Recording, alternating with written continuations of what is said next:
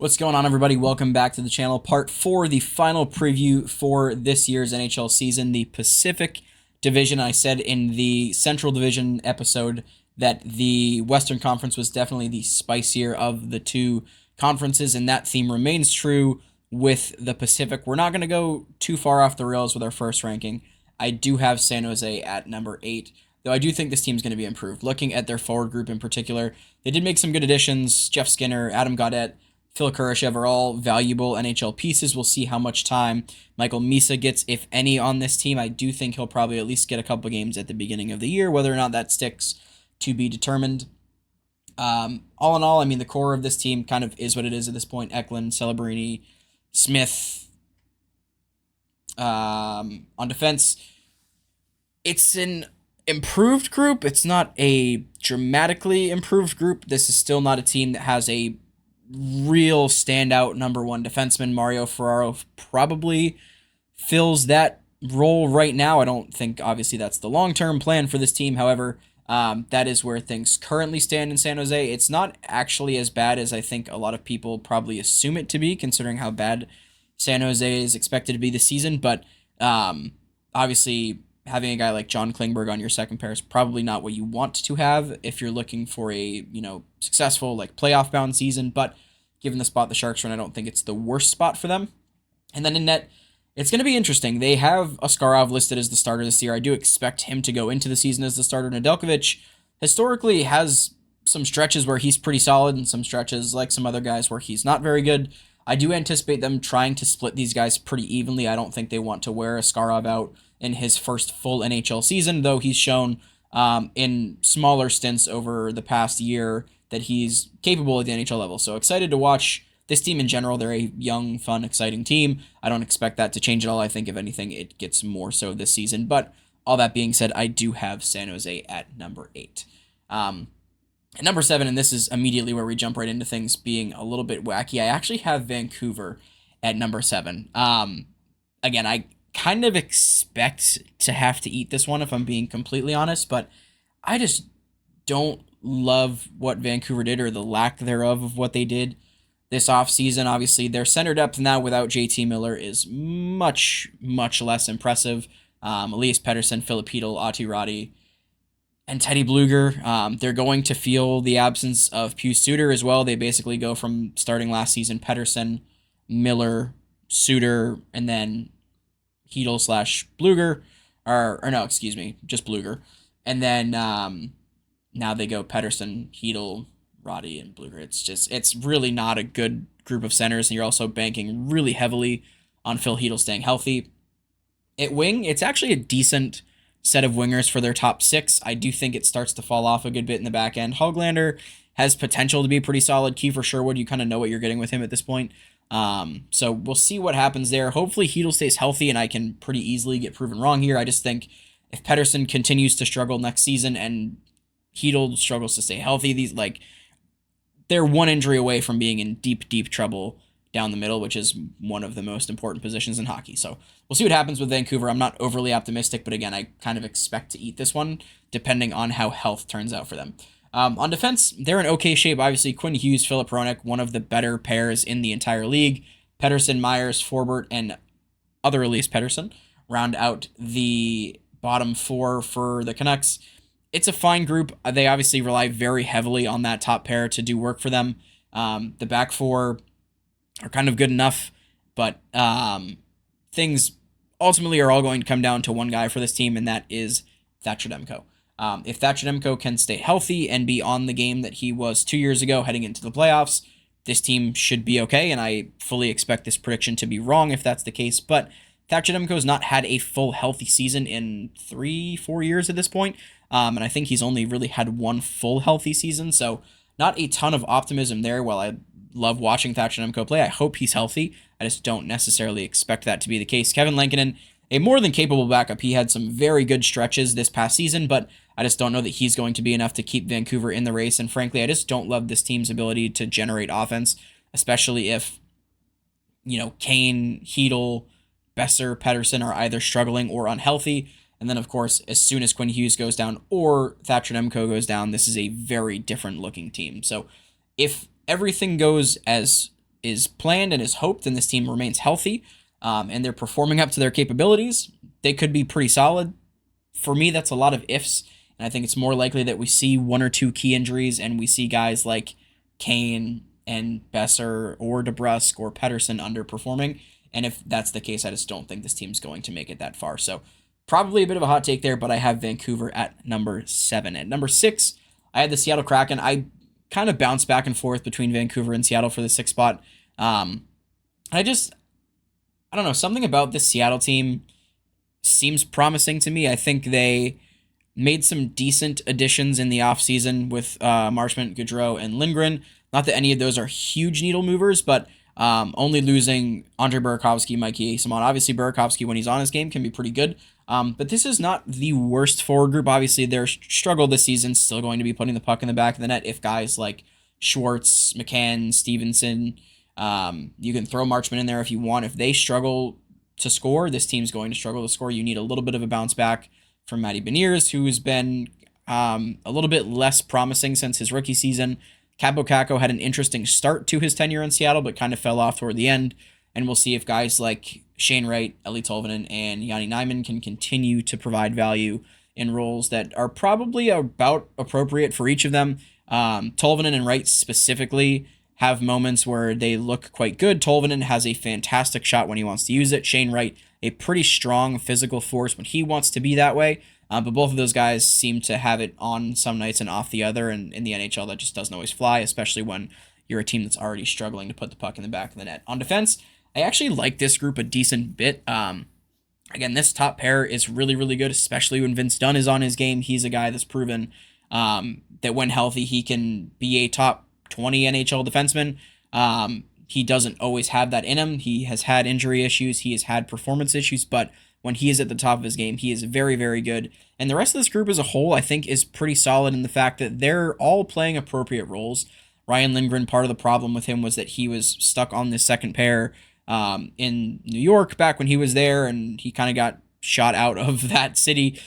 Same kind of can be said for Colorado. I don't think there was long-term expectations for him. But I think here in Seattle on this third pair is probably a good spot for him. Same can be said for Riker Evans. I think there's a bit more upside there. But the rest of this group, I think, is pretty appropriately placed, if you want to term it that. And then in net, Joey Daccord, we should see the first full real season of him as the solidified starter going into the season. Last year, there was still some question as to what the deal was going to be there. I think going in the season, it's no question Joey Daccord's net to lose. And he, frankly, was very good for most of last year. And I think a full season with him as the starter, seeing, 55 to 60 games maybe, this team will be improved. And I think they have just enough to edge out Vancouver. At number 5, it's not the team you're probably expecting to see here, and this is probably going to make some people mad. I actually have Calgary at number 5. We'll get to the team you're all thinking of, don't worry. At number 5, Calgary, again, they have a pretty okay forward group. I think going into last season, there was this concern that they were just never going to score. They were going to be like a Seattle, almost not that far removed from like the San Jose's, the Columbus of 2 years ago, the Buffaloes of a couple years ago, the Chicagos of last year. Like, a lot of people kind of put them in that realm, and they overperformed quite a bit, I think. I don't know that they're going to continue on that trajectory of being a high-scoring team, but I think this roster has enough talent to at least remain competitive offensively. They're not going to be up there with like a Dallas, a Colorado, a Florida, etc., but I actually think this is a decent middle-of-the-road forward group. Obviously, their top 6 lacks some explosiveness. Nazem Kadri had a really solid year last year. Huberdeau had some streaks where he was pretty solid as well, but beyond that, they did struggle a bit. So some additional steps from Connor Zary, Matt Coronado. We'll see what a full season of Farabee and Frost in Calgary looks like, if that changes much of anything. And then, of course, on the back end, it's an interesting group. I think the expectation is probably that Rasmus Andersson gets traded at the deadline. Also not listed here is Zane Parekh, who is going to be a dramatic game changer for this team, I think. Problem with him is that he's also right-handed, so there's already 3 right-handed guys ahead of him. I don't think the expectation is for any of these guys to jump over and play the left side.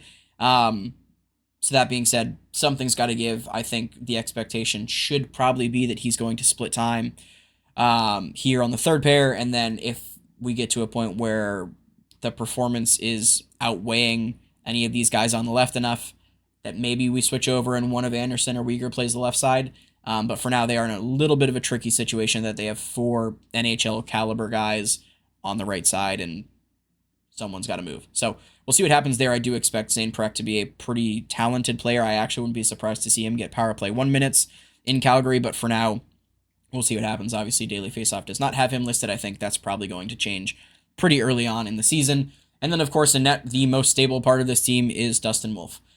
They moved off of Dan Vladar in the offseason. Devin Cooley will come up from the American League. They did bring in Ivan Prosvetov, who played a couple seasons ago in Colorado. He'll probably spend most of his time in the American Hockey League, assuming there's no injuries here. If Dustin Wolf can stay healthy, it's kind of a similar conversation that we have with Thatcher Demko. If he's healthy and on his game, he will drag this team to wins, whether they want to or not. If he's not healthy or not on his game, this team is going to struggle a bit, but I do still think, as we saw at the end of last season too, more so in the middle of last season, I guess, than the end, but this team is capable of stringing together some good stretches of wins, and when they're playing as a unit, Dustin Wolf is healthy. They're not a top NHL team by any means, but when all things are clicking for them, they have the ability to be pretty good. So I'm happy with Calgary at 5. I don't think much is going to change from them. Obviously, nothing really changed in the offseason with their roster, so I think that's a pretty reasonable expectation to keep them at number 5. Number 4, this is the team most of you have probably been waiting for me to click on this entire video. Anaheim. I will try to explain what possessed me to put Anaheim this high. In reality, I don't know for sure. Maybe some of it is just vibes, but I look at this forward group and it looks dramatically better than it did going into last season, which is strange because there's not a name like Trevor Zegras on it, right? But you look at these lines, Gauthier, Karlsson, Killorn as a first NHL line is probably a bottom 10 line, but when you wrap that with the other lines that they have here, it's not the worst. Kreider, McTavish, and Terry as a second line, Vetrano, Strome, and Granlund. I actually really like this as a third line. And then Nestorenko, Paling, and Colangelo as a decent fourth line. Nestorenko has not had a ton of NHL experience, so we'll see what happens there. I believe he's 24 or 25 years old. But I actually think this is a decent forward group. The additions like Kreider, like Granlund, are going to help this team score quite a bit more. And I just think as a whole, this forward group looks more put together than Anaheim teams we've seen in the past. Again, we'll see whether a Gauthier, a Karlsson, a McTavish can have a real pop-out superstar level year. I don't know that we should have that expectation for those three at this point. McTavish is maybe pushing that point. I would expect Troy Terry to still lead this team in scoring, but they have some more pieces that are going to make this team, I think, a bit more explosive offensively that we have not seen in the past 4 or 5 seasons from Anaheim. On defense, it's a young group. I mean, Lacombe, Zellweger, Minchikov, and Hellison are all really, really young by NHL defenseman standards. And then, of course, we have Radko Gudas and Jacob Trouba. These two might as well be the Bash brothers from the Mighty Ducks, so this fits fantastically. But as a whole, this is a very young defense group. This is far and away the weakest part of this team, in my opinion. But there is a lot of promise, specifically with these three on the left side. I could very well see this in 5 years being like the best left side in the NHL. But for now, still a lot of room to grow. We've seen a lot of that already from Lacombe, a little bit from Minchikov, and a bit from Zellweger as well. And I think as next season rolls along, we're going to see more of that. But I do think there's going to be growing pains here.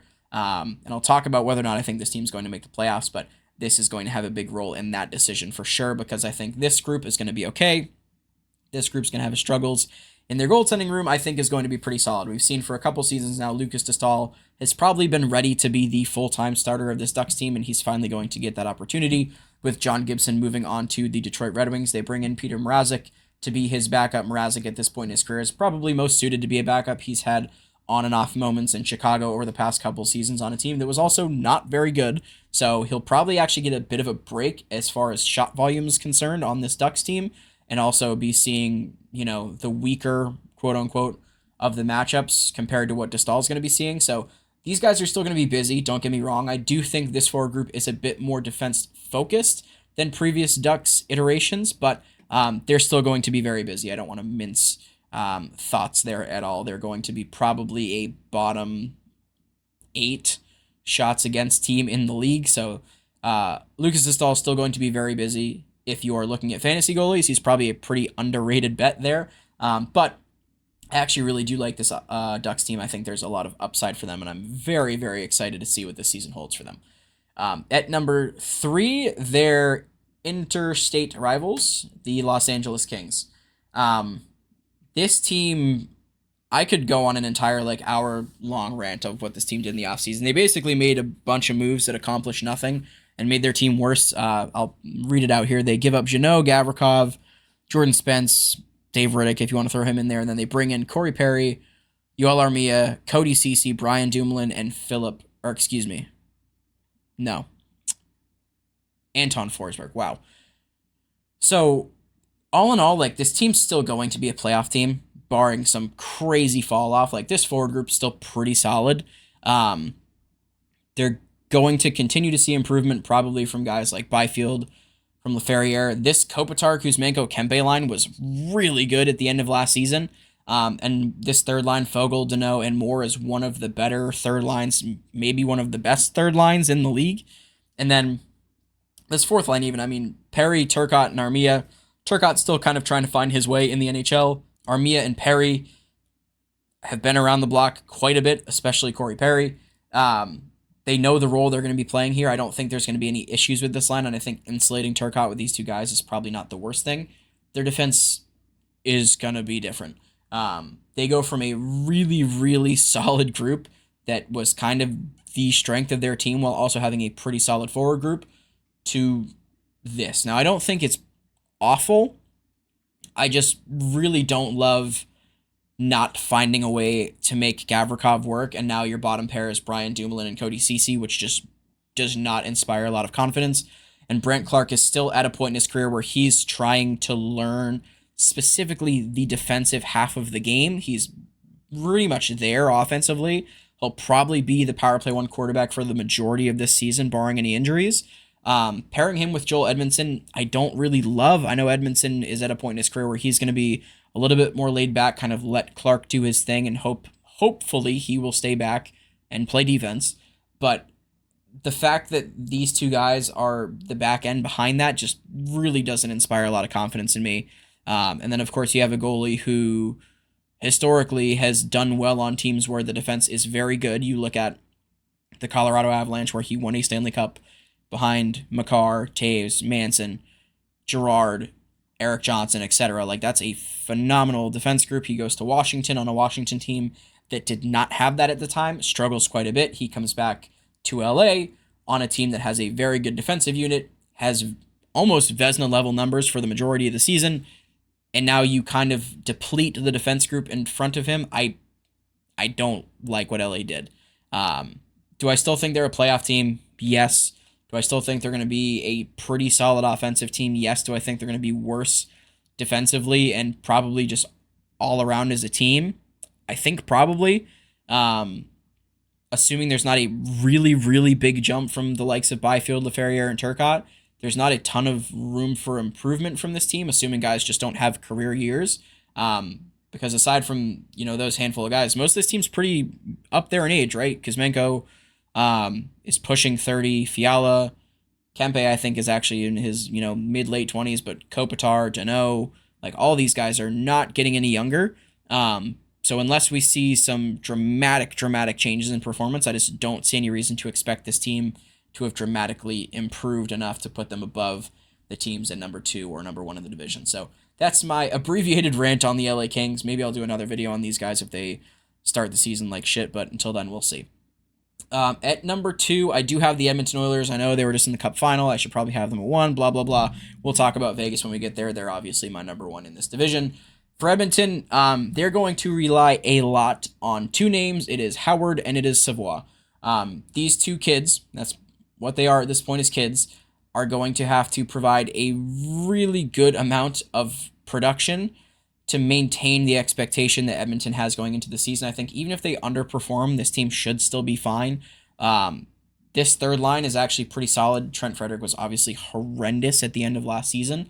I don't think that's going to get replicated. I think he's not a great NHL player, but I think he's better than what he showed at the end of last year. And Janmark, Henrique, and Kapanen for your fourth line, it's fine. This group of defensemen, we've seen it. We kind of know what it is. I think it's actually pretty decent when they're all playing well.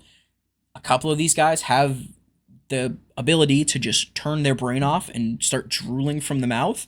And that's when it can get a little ugly. We've seen that specifically from the likes of Bouchard and Nurse. But when they're all in their game, I actually don't hate this group on defense. And then in net, I mean, this is the real issue for Edmonton. They still have Skinner and Pickard.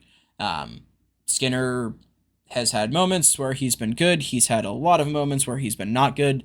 I was pretty baffled to see Edmonton not make some kind of move in net. They do have the kid in the AHL whose name I'm completely blanking on right now, so I apologize for that.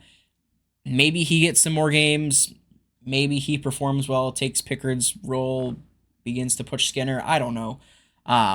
Unless we see just a full season rebound for Skinner, I still don't have confidence in this guy to get it done. He's had 2 opportunities now with a very, very good team in front of him and has not been able to do it. So who knows? Maybe the 3rd time's the charm, but that's far and away the biggest issue for this Oilers team. But as a group, they're still going to be very good. They still have 2 of probably the 3 best players in the world at center 1 and center 2. And sometimes you just put them on the same line because why not? You have the 2 best players in the world.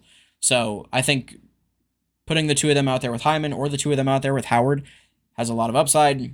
They will be forever the scariest team in the final 2 minutes of a game down a goal relative to every other NHL team. They have the ability to throw out just the best 5-man unit pretty much at any given time because of those 2 guys. So they will make the playoffs. They will probably beat LA in the first round again. And then from there, we'll see what happens and whether or not Stuart Skinner can stop a puck. But for now, I do have them at number 2. And number 1, maybe my President's Trophy favorite, is the Vegas Golden Knights. It is pretty impressive how this team went last year from having one of the worst groups of wingers in the leagues amongst the playoff teams, at least in my opinion, to having this fully built out freak show of a forward group. I mean, this, in my opinion, rivals the likes of Dallas, of Florida, of Colorado. Like, this is a really, really complete forward group. And when you have the ability to kind of shift and shake these groups up in a bunch of ways, it makes it that much scary. I mean, you look at each of these lines, right? Dorofeyev, Eichel, Marner, Barbashev, Hurdle, Stone, Saad, Carlson, Smith. I'll exclude the 4th line for now because I don't think any of these guys, sparing maybe Brett Howden in some extreme instances, are going to be playing first-line minutes. But realistically, if this team is struggling to score in the first 2 weeks of the season, you throw Barbashev up, bring Dorofeyev down, you see how that works. You can throw Stone up, he's played the left side before, we see how that works. We could realistically see Brandon Saad go up and play first-line minutes if he absolutely had to. Riley Smith, also left-handed, could go up and play the left side. I mean, there's so many things that could be done with this forward group if things aren't working the way they want. And if they are working the way they want with a lineup like this one, it's going to be scary. They still have one of the best groups of centers in the league with Eichel, Hurdle, Carlson, and now Sissons in place of Waugh. This is a still, like, more than capable playoff style team. And then you look at their group of defense, they obviously lose Alex Pietrangelo. He's very likely done in the NHL. This is still a really, really solid group of defensemen led now by Shea Theodore. This left side is really quite impressive. The right side, not quite what it was with Pietrangelo there. Obviously, that's a pretty big hole to fill, but this is by no means a group of slouches. I mean, this is going to be a big, hard group of guys to get by. And that's been really the way that Vegas has been for the last 3-4 seasons as a group. I expect that trend to continue. And then in net, you have Aiden Hill and Akira Schmid. I actually like Akira Schmid better as the backup than I did Ilya Samsonov. I really haven't been a big fan of Samsonov since he left Washington. My concern with this is Aiden Hill's health. Of course, he's had a couple stints where he's not been able to stay healthy. Akira Schmid had some pretty good games at the end of last season. Obviously had some good games in New Jersey a couple seasons ago when he was there. I don't think you want to see him in extended stretches of games, and there's not really a good backup behind Akira Schmid if Aiden Hill goes down. So that's definitely the biggest concern for this team for me. But when Aiden Hill's on his game, he is more than capable of bringing this team to the playoffs. He's a Stanley Cup winning goaltender. So I don't think that's a huge concern, but I do think there is some injury risk there with Aiden Hill.